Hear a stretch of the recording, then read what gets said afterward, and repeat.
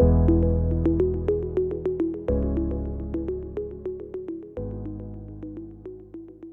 everyone, I'm Chris Fuentes, Chief Marketing Officer of Onscent, where we make fragrances and natural cosmetic solutions. I'm happy to sit down today with my friend Jerry Caiazzo, who is a master perfumer at Onscent, and he's going to take us through just some interesting times from the 70s and learning the industry all the way through to today, where he helps us develop scents for the future. Jerry, thanks again for sitting with us. I'm really excited to learn more about scent and how you develop scents.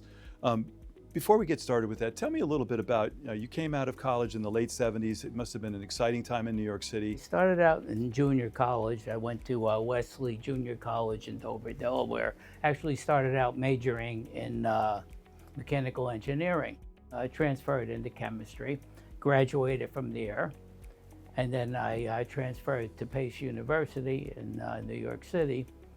Ended up completing my bachelor's degree in chemistry there. By the time I graduated 4 years later, the job market was terrible. Couldn't find a job. And there was an ad in the newspaper. Back then, they actually put ads in the newspaper. The New York Times, everybody on Sunday would get the paper. So there was a job for an odor chemist.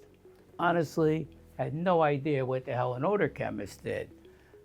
So I applied for the job and I ended up getting an interview. And it turned out to be a company by the name of Givaudan. One of the largest makers of fragrance in the world.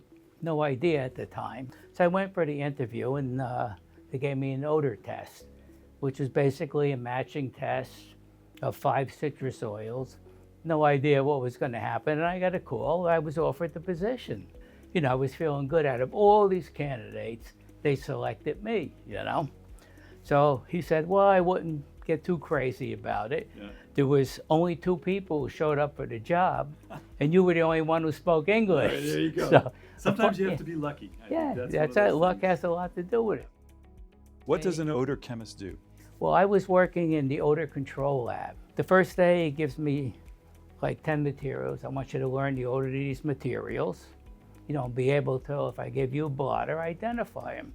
So, I'm at this for a couple hours. He comes in, he says, how you doing? I said, yeah, I'm doing okay. He says, good, when you're finished with those, there's 4,000 more behind you to do. So I said, my God, what did I get into? I'm never going to be able to do this, But as time went on, I learned raw materials, became very good at it. Yeah. And my boss eventually transferred into creative perfumery, and I took over the lab. Nobody knows who you are until there's a screw up. And then you become very famous. Of course. And I remember the chief perfumer at the time calling my boss. I hear him screaming on the phone to him, Pete, who the hell passed this? It was the best place to be to learn. You can't create fragrances until you learn all these raw materials. After years of doing this there, I knew raw materials cold. You can hand me a blotter. I could tell you what it was and if it was any good, the quality. Excellent. I did this for a number of years, and then I followed my boss's path, transferred into creative perfumery.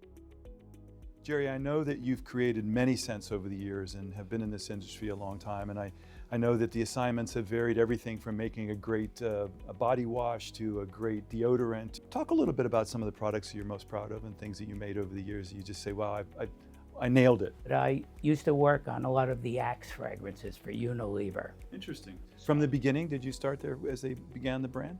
Yes. The biggest one that we hit on was Axe Dark Temptation. That was a great win. It was a fragrance that was loved. It had a real addictive value to it. The hardest thing in the industry is to create a fragrance that becomes a classic. So you won a Fifi. What year was that? 2018. Nice. So that was for your work with Bath & Body Works. Yes. Talk about that. One of my favorite accounts, one of the most trying accounts. Of course. So the fragrance that I won was called At the Beach. It was actually created at the beach. I have a beach house in Ortley Beach, and a lot of the work was inspired from being there, being on the beach. You had the fresh air, that salt water effect. As you were walking down the beach, you had the smell of people's suntan lotions. Yeah. So I really wanted to create that effect. The hardest part now is to take that fragrance and make it work in 21 different line extensions. A lot of these bases have horrible odors by themselves. So you have to take the fragrance and make it cover this base and also smell good. Smell just like the mist in this case. And so as a master perfumer, you have to be able to make everything from fragrance for shampoos all the way to fine fragrances. And when you talk about going across products, that's really one of the biggest challenges of being on your game, if you will, which is to take that Axe scent, if you will, and turn it into multiple. Well, you know, every perfumer is different. Some just work specifically in fine fragrance. Some just work specifically in a certain area. I always believe that a perfumer should know how to do everything. That's And you probably the way have I done thought. everything. I've worked on every possible product.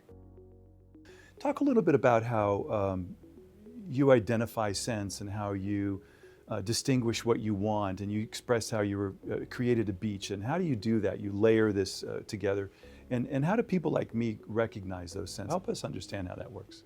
You know, scents are broken down into different categories. For example, there's citrus fragrances, there's floral fragrances. Each one has own identifying categories. So for the average person, I would learn that first. Look at citrus fragrance. I mean, obviously, you know, you're gonna know lemon and orange identify as a citrus fragrance. You're gonna learn floral fragrances, where you get your jasmine, muguets, etc.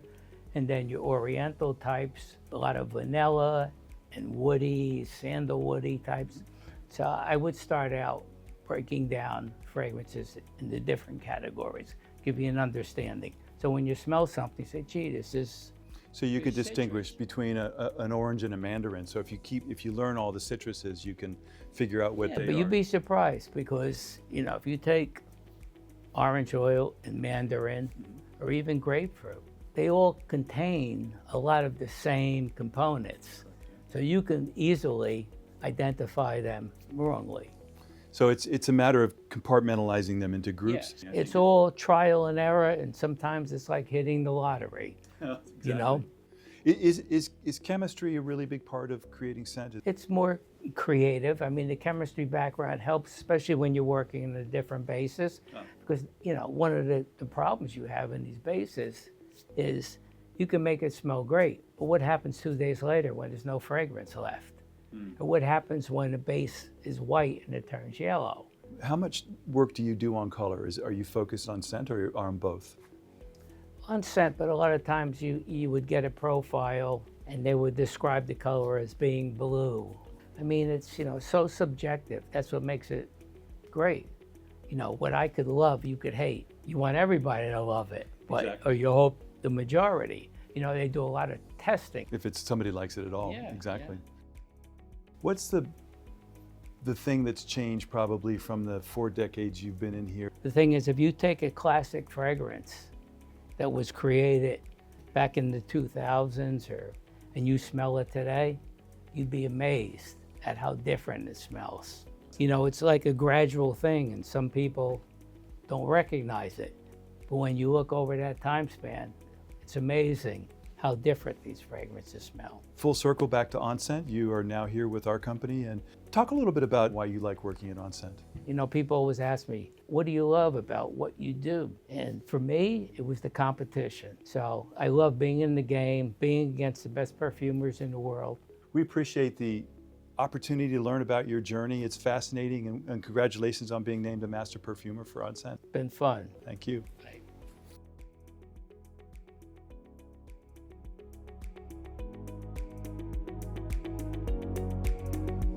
If you'd like to learn more or ask questions of Jerry, you're welcome to do so at info@onscent.com, or go to our website and contact us, and we'll be happy to answer any questions that you have.